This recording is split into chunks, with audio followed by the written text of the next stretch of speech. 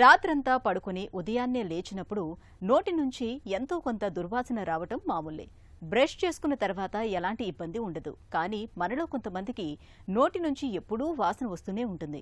ఉదయం సాయంత్రం 2 పూటలా బ్రష్ చేసుకున్నా, కిల్లి మింట్ వంటి సుగంధ ద్రవ్యాలు నములుతున్నా నోటి దుర్వాసన వదలకుండా వేధిస్తూనే ఉంటుంది. ఈ పరిస్థితి తమతో పాటు ఎదుటివారికి కూడా ఇబ్బందికరంగా ఉంటుంది. కొత్తవాళ్లైతే మొహమాటం లేకుండా దూరంగా వెళ్ళిపోతూ ఉంటారు. తీవ్రమైన ఆత్మన్యూన్యతను తెచ్చిపెట్టే నోటి దుర్వాసనను వదిలించుకునే మార్గాల గురించి ఇప్పుడు తెలుసుకుందాం.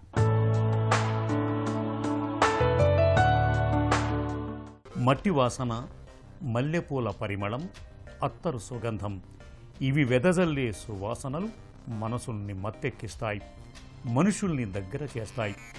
అదే చెడు వాసన అందరినీ దూరం జరిగేలా చేస్తాయి. నోటి దుర్వాసన ఈ కోవలోకే వస్తుంది. నోరంతా వాసన రావటం మనలో చాలామందికి అనుభవమే. ఘాటైన పదార్థాలు తిన్నప్పుడు నోరు వాసన రావటం, ఆపై బ్రష్ చేసుకోగానే ఆ వాసన వదిలిపోవటం మనకు తెలిసిందే. అయితే కొంతమందికి 2 పూటలా బ్రష్ చేస్తున్నా నోటి కంపు వదిలిపోనట్టు మొండిగా మారి వేధిస్తూ ఉంటుంది. ఫలితంగా 10 మందితో కలవటానికి, వారితో మాట్లాడటానికి ఎంతో ఇబ్బందిగా ఉంటుంది.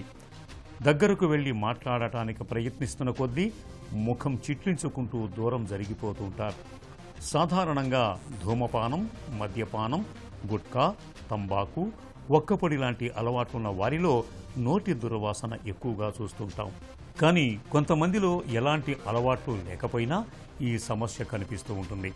ఇందుకు సరైన నోటి శుభ్రత పాటించకపోవటం మొదలుగని కడుపులో జీర్ణ వ్యవస్థ పనితీరు సరిగా లేకపోవటం వరకు చాలా కారణాలే కనిపిస్తాయని చెబుతారు నిపుణులు. బ్యాడ్ బ్రెత్ ఎందుకు వస్తుందంటే మనం ఎవ్రీడే ఫుడ్ తీసుకుంటూ ఉంటాము. ఏ కారణం చేతైనా ఆ ఫుడ్ని ప్రాపర్గా మనం బ్రష్ చేయకపోయినా, ఆ ఫుడ్ బయటికి వెళ్ళకపోయినా అప్పుడు ఏమవుతుందంటే దాని మీద బ్యాక్టీరియా యాక్ట్ చేస్తూ ఉంటాయి. సో ఆ ఫుడ్ మీద బ్యాక్టీరియా యాక్ట్ చేసి దాని నుంచి యాసిడ్ అనేది ప్రొడ్యూస్ అవుతూ ఉంటుంది. సో అది మన నోట్లో ఇరుక్కుపోయి ఉన్న ఫుడ్ మీద యాక్ట్ చేసి ఇంకా ఆ బ్యాక్టీరియా మల్టిప్లై అవుతూ ఉంటుంది. ఎప్పుడైతే మన బాడీలో ఈ ఫుడ్ మన నోట్లో ఇరుక్కుపోయి ఉంటుందో ఆ బ్యాక్టీరియా మల్టిప్లికేషన్ అనేది జరుగుతూ ఉంటుంది. సో బ్యాక్టీరియా అనేది ఎవ్రీడే చాలా ఫాస్ట్గా మల్టిప్లై అవుతూ ఉంటుంది. మన నోట్లో కొన్ని వేల మైక్రో ఆర్గానిజమ్స్ ఉంటాయి. బట్ అవన్నీ కమెన్సల్స్, అంటే మన నోట్లో ఉండి మనకి హెల్ప్ చేస్తూ ఉంటాయి అవి. కానీ ఎప్పుడైతే మనం ఇంప్రాపర్ హైజీన్ ఉంటామో అప్పుడు బ్యాడ్ బ్యాక్టీరియా కూడా బాగా మల్టిప్లై అయిపోయి అవి మనకే హాని చేస్తూ ఉంటాయి. కాబట్టి ఎవ్రీడే మన నోట్లో కంప్లీట్ మనం తిన్న ఫుడ్ అంతా వెళ్ళిపోయేలా చూసుకోవాలి. సో ఎప్పుడైతే ఆ ఫుడ్ ఇన్ బిట్వీన్ టీత్ తురుక్కుంటుందో అప్పుడు మనకి బ్యాడ్ బ్రెత్ ఉంటుంది. సో మనం కంప్లీట్గా బ్రషింగ్ రోజుకు 2 పూటలు చేయాలి. నోటి దుర్వాసనకు ప్రధాన కారణం సరైన నోటి శుభ్రత పాటించకపోవటమే. మన నోట్లో 500కు పైగా బ్యాక్టీరియా రకాలు ఉంటాయని అంచనా. వీటిలో చాలా వరకు వాసనలను పుట్టించేవే. ఇలాంటి పరిస్థితుల్లో నోటిని సరిగా శుభ్రం చేసుకున్నట్టయితే వాసనను పుట్టించే బ్యాక్టీరియా తామరతంపరగా వృద్ధి చెందుతుంది. మనం తిన్న ఆహార పదార్థాల ముక్కలు పళ్ల మధ్య, నాలుక, చిగుళ్ల మీద చిక్కుకున్నప్పుడు బ్యాక్టీరియా పోగుపడి అది క్రమంగా పొరలా ఏర్పడుతుంది. ఈ బ్యాక్టీరియా లాలాజలంలోని గ్లూకోజు, పెప్టైడ్లు, ప్రోటీన్ల వంటి కర్బన పదార్థాలను క్షీణింపజేసే క్రమంలో వాసన పుట్టించే రసాయనాలు ఉత్పత్తి అవుతాయి. ఇవి శ్వాసలో కలిసి దుర్వాసన కలిగిస్తాయి. చిగుళ్ల వాపు, పిప్పిపళ్ళు, జ్ఞానదంతాలు, బ్రేసెస్ వంటి పరికరాలు, కట్టుడు పళ్ల మూలంగా కూడా నోరంతా చెడు వాసన వచ్చే అవకాశం ఉంటుంది. ముక్కు చుట్టుపక్కల ఉండే గాలి గదులు, గొంతు, ఊపిరితిత్తులు, అన్నవాహిక, జీర్ణాశయంలో తలెత్తే సమస్యలు దుర్వాసనకు దారితీయచ్చు. మధుమేహం, కాలేయ వైఫల్యం, కీటో అసిడోసిస్, నోరు ఎండిపోవటం వంటి సమస్యల మూలంగా కూడా నోటి దుర్వాసన తలెత్తే అవకాశం ఉంటుందని చెప్తారు డాక్టర్లు. మార్నింగ్ లెగ్గానే ఒకసారి, నైట్ పడుకునే ముందు ఒకసారి, ఈ 2 సార్లు బ్రష్ చేస్తే కనుక మన నోట్లో ఉన్న బ్యాక్టీరియా నార్మల్ హెల్తీ బ్యాక్టీరియా అనేది ఉంటుంది. సో చాలామంది అడుగుతారు, మార్నింగ్ లెగ్గానే నేను వాటర్ తాగొచ్చా, లేకపోతే ఏమన్నా ఈ డ్రింక్స్ డీటాక్సిఫై అయ్యే తాగొచ్చా అని అడుగుతారు. కానీ మీరు నైట్ బ్రష్ చేస్తే డెఫినెట్గా మార్నింగ్ అవి తాగొచ్చు. నైట్ బ్రష్ చేయకపోతే మాత్రం మార్నింగ్ బ్రష్ చేసుకుని అవి తాగాలి. సో ఎందుకంటే రాత్రి బ్రష్ చేసినాక ఈ 12 అవర్స్లో ఫామ్ అయ్యే బ్యాక్టీరియా మనకి గుడ్ బ్యాక్టీరియాని.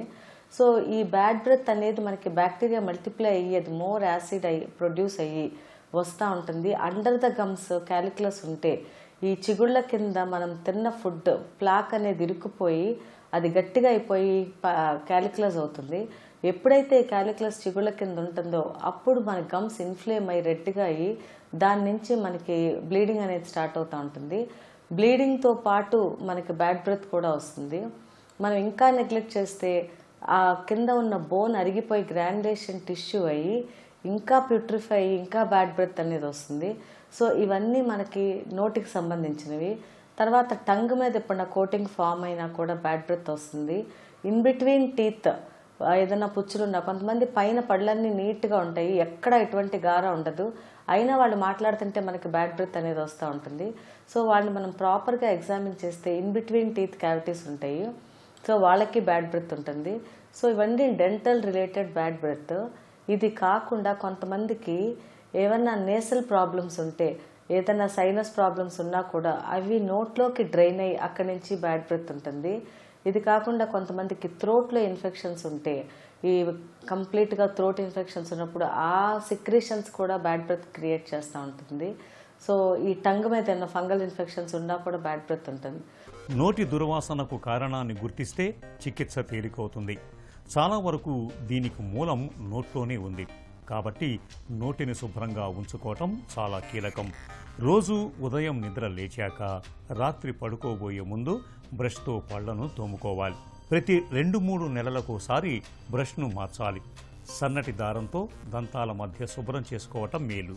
తరచూ డాక్టర్ను సంప్రదించి పళ్లను, చిగుళ్లను శుభ్రం చేయించుకోవాలి. కట్టుడు పళ్ళు, బ్రిడ్జులు, మౌత్ గార్డ్ అమర్చుకునేవారు రోజు వాటిని శుభ్రం చేసుకోవాలి. మద్యం, పొగాకు నోరు ఎండిపోయేలా చేస్తాయి కాబట్టి వీటిని మానేయాలి. ఒకవేళ దీర్ఘకాలంగా నోరు ఎండిపోతుంటే లాలాజలాన్ని ఉత్పత్తి చేసే మందుల్ని డాక్టర్ సలహా మేరకు వాడుకోవాలి. నోరు ఎండిపోవటం, చిగుళ్ల వాపు వంటి సమస్యలుంటే తగు చికిత్స తీసుకోవాలి.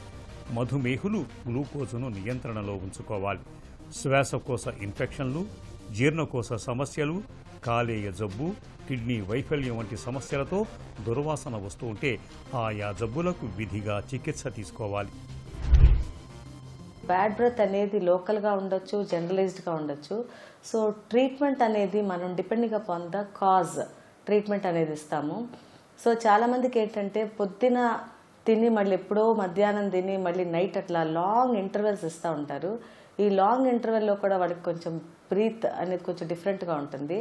సో వాళ్ళకి ఏంటంటే ఇన్ బిట్వీన్ ఫుడ్ మనం ఏదన్నా ఫ్రూట్స్ కానీ అట్లాంటివి తినమని చెప్తాను. అయితే డ్రై ఫ్రూట్స్ కానీ, యాపిల్ కానీ, గోవా కానీ అట్లా తిన్నట్టయితే ఫ్లష్ అవుట్ అవుతూ ఉంటుంది సలైవా.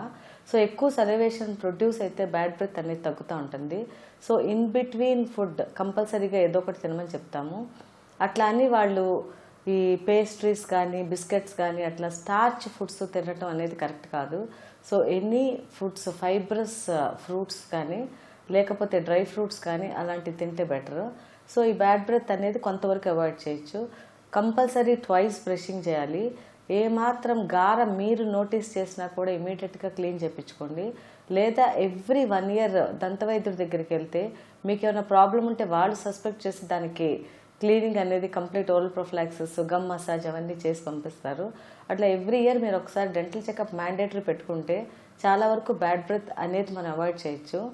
తర్వాత ఏమన్నా జనరలైజ్డ్ ప్రాబ్లమ్స్ ఉంటే కనుక ఫిజిషియన్ రిఫర్ చేసి దానికి తగిన ట్రీట్మెంట్ తీసుకుంటే ఇబ్బంది అనేది ఉండదు. నోటి దుర్వాసనతో బాధపడుతున్నప్పుడు కొన్ని జాగ్రత్తలు తీసుకుంటే మంచి ఫలితం ఉంటుంది. పెరుగులో ప్రోబయోటిక్స్ అధికంగా ఉంటాయి. నిత్యం పెరుగును తీసుకోవటం వల్ల నోటి దుర్వాసన క్రమంగా తగ్గే అవకాశం ఉంటుంది. అలాగే గ్రీన్ టీ తాగటం వల్ల కూడా మంచి ఫలితం ఉంటుంది. గ్రీన్ టీలో ఉండే యాంటీ ఆక్సిడెంట్లు నోటిలోని క్రిములను నాశనం చేసి దుర్వాసన తగ్గేలా చేస్తాయి. రోజువారీ ఆహారంలో క్యాప్సికమ్, బ్రొకోలీలను తరచుగా తీసుకోవటం మేలు. వీటిలో ఉండే విటమిన్ సి క్రిములను చంపేస్తుంది. దీంతో నోరు దుర్వాసన రాకుండా ఉంటుంది. విటమిన్ సి ఎక్కువగా లభించే నారింజ, కివి, స్ట్రాబెర్రీ, పైనాపిల్ వంటి పండ్లు నోటి దుర్వాసనను తగ్గించటంలో తోడ్పడతాయి. నిమ్మజాతి పండ్లను తీసుకోవటం వల్ల చిగుళ్ళు, దంతాలు కూడా దృఢంగా మారుతాయి. భోజనం చేశాక 1-2 లవంగాలను నోట్లో వేసుకొని చప్పరించటం, సోంపు తినటం, 1-2 పుదీనా లేదా తులసి ఆకులను అలాగే పచ్చిగా నమలటం వల్ల కూడా నోటి దుర్వాసన తగ్గే అవకాశం ఉంటుంది. ఎన్ని జాగ్రత్తలు తీసుకున్నా నోటి దుర్వాసన తగ్గనప్పుడు ఆలస్యం చేయకుండా డాక్టర్ల పర్యవేక్షణలో చికిత్స తీసుకోవాలి.